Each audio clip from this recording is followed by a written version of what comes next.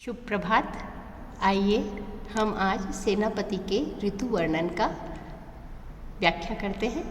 देखिए, सेनापति का काव्य अपने आप में विशिष्ट है, क्योंकि इन्होंने राम भक्ति के पद तो लिखे ही, इसके साथ ही इनका ऋतु वर्णन और श्लेष चमत्कार जो है इनके काव्य का विशेष सौंदर्य युक्त काव्य है।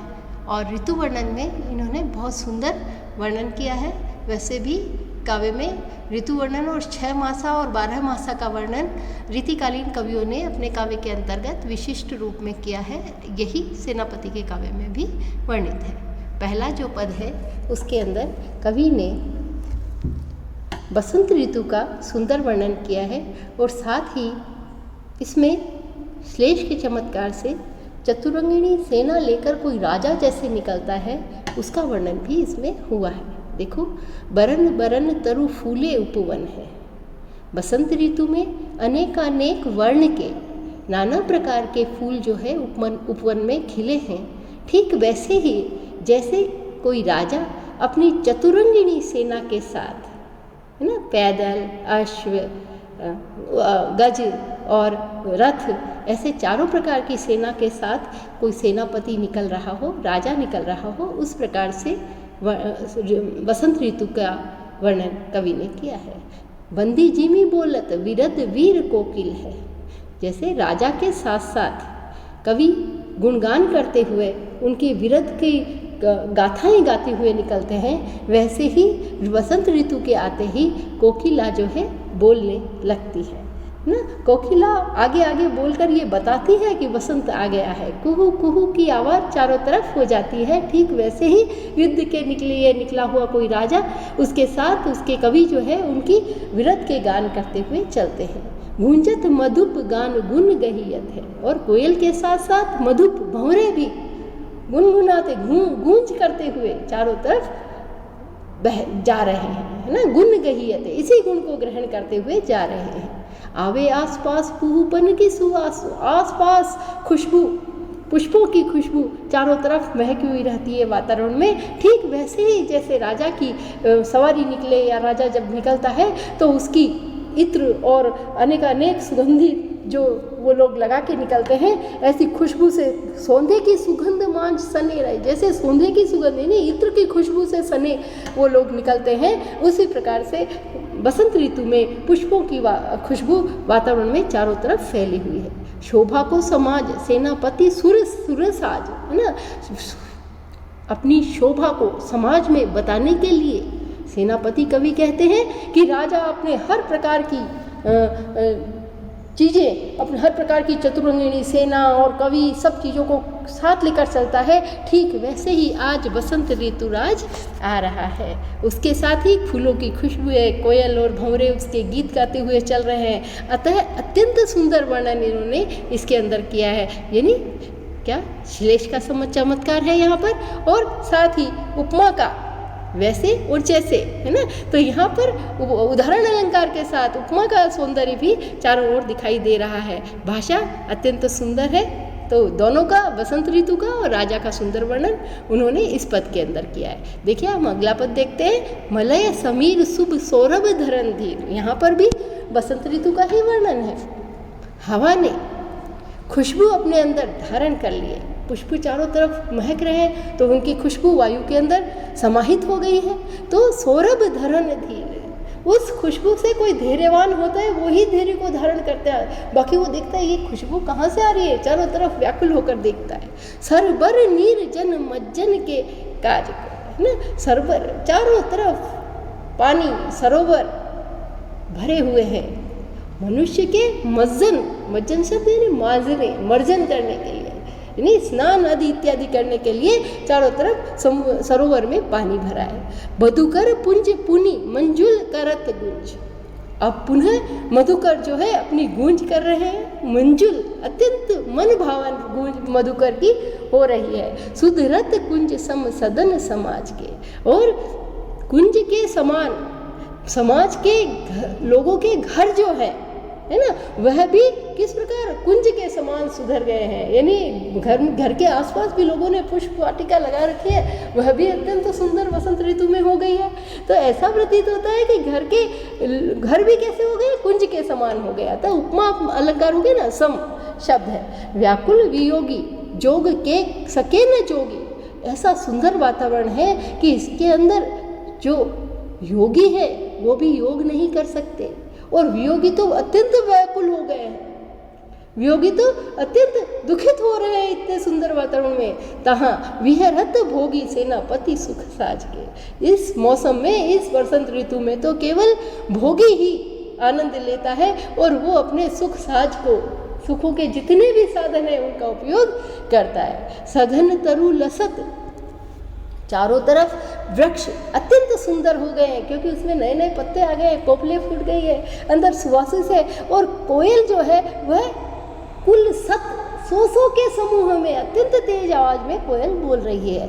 देखो ही हुल सत आए ऋतुजाज है, देखो अत्यंत हृदय में आनंद है, ही हुल सत, यदि हृदय उल्लासित हो रहा है इस ऋतुराज को देखकर।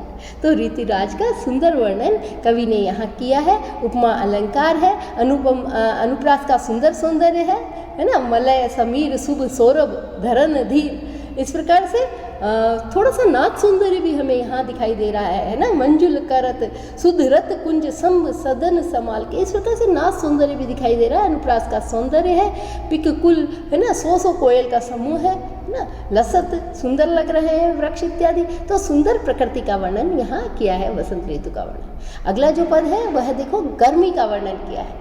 गर्मी आने वाली है, जेठ नजीक आने, जेठ माह निकट है, सुधरत खसकाने। लोग जो है अपने घर के अंदर जितने भी ठंडे यंत्र हैं, जैसे आज तो कूलर वगैरह है, पहले खसखस की टाटियाँ हुआ करती थी, घरों के अंदर लगा देते थे, फिर पानी डाल के उनके अंदर खुशबूयुक्त हवा आती थी, तो उनको सुधारने लग गए हैं। और जिनको सर्दी आने पर समेट के ऊपर ताक पर या तहखानों में या ऊपर जो कहते हैं ना घर में टांड होती है उसके ऊपर रख दिया करते थे, वह भी उन्होंने रखना प्रारंभ कर दिया है। ताक तहखाने ते सुधारी जारियत है, उतार रहे हैं उनको, झाड़ झाड़ कर पुनः उपयोग में लाने हेतु कर रहे हैं। होती है मरम्मत विविध जल यंत्र की, अब विभिन्न जल यंत्र आज भी होता है, जैसे कूलर इत्यादि उतारो भाई उनको ठीक करना है, अब गर्मी आ गई है। इसी प्रकार पहले फव्वारे होते होंगे शायद, या अन्य कोई यंत्र होते होंगे जो गर्मी के अंदर ठंडक देते थे, उनको सुधारने लगते हैं। ऊंचे ऊंचे अटाते, ऊंची ऊंची अटारियों से उतार कर उनको सुधारने लगते हैं। सेनापति अतर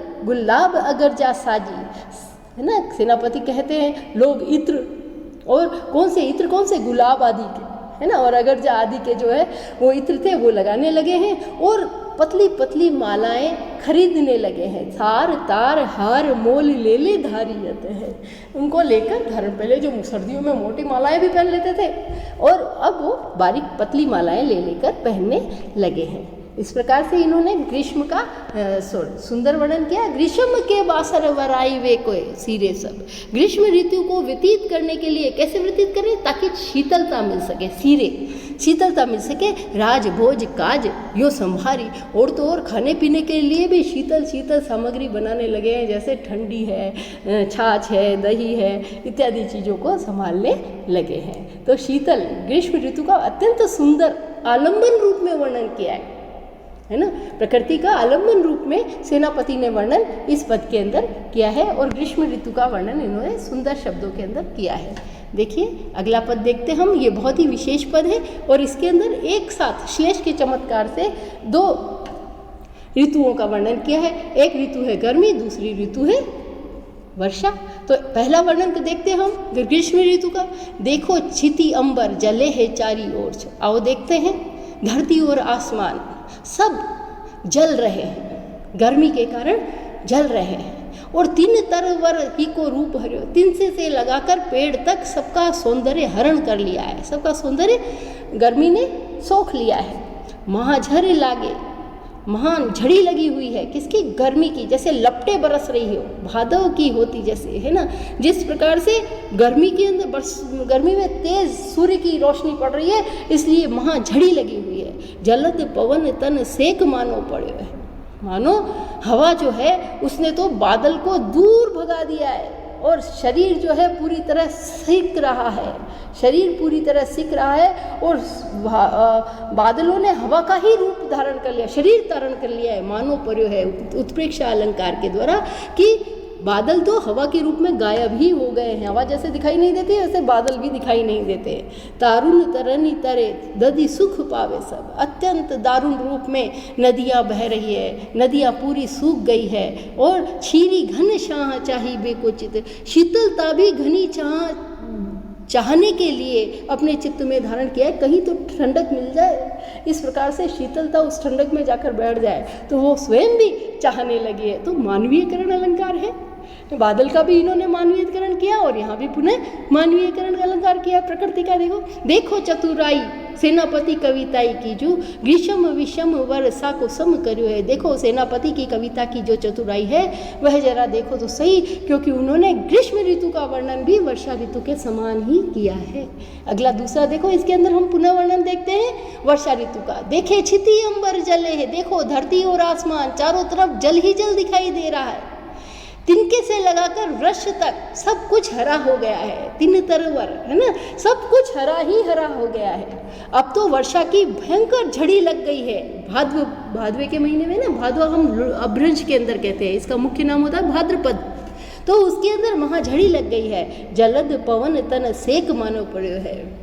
बादल ने तो हवा का ही रूप धारण की, नहीं अब तो हवा का कोई रूप ही नहीं है, बादलों के रूप में ही हवा दिखाई दे रही है, ऐसा हमें प्रतीत हो रहा है। मानो उत्प्रेक्षा दारुण तरनी तर है ना, नदियाँ जो है, नदी नहीं यहाँ तरनी है नाव के लिए, नाव अत्यंत पीड़ित हो रही, इतनी बहती है हवा की, नाव उस पर तिर भी नहीं सक रही है। और नदियों को सुख प्राप्त हो रहा है क्योंकि वो खूब बह रही है, बहुत तेजी से बह रही है। अब तो क्षीरी घन छाया चाहिए को, ऐसी घनी बादलों की छाया चाहने के चित्त सबका हो रहा है कि घने बादल हो जाए और हम उसी में बैठे रहें। देखो चतुराई सेनापति की कविताई जो कि ग्रीष्म के विषम वर्षा है ना। अब देखो सेनापति की कविता की चतुराई कि उन्होंने विषम गर्मी का जो वर्णन किया है वह वर्षा के समान कर दिया है, वर्षा ऋतु के समान ही कर दिया है। तो यहाँ पूरे पद के अंदर देखो जले शब्द है ना, हरियो शब्द है, और इसके बाद में झर है,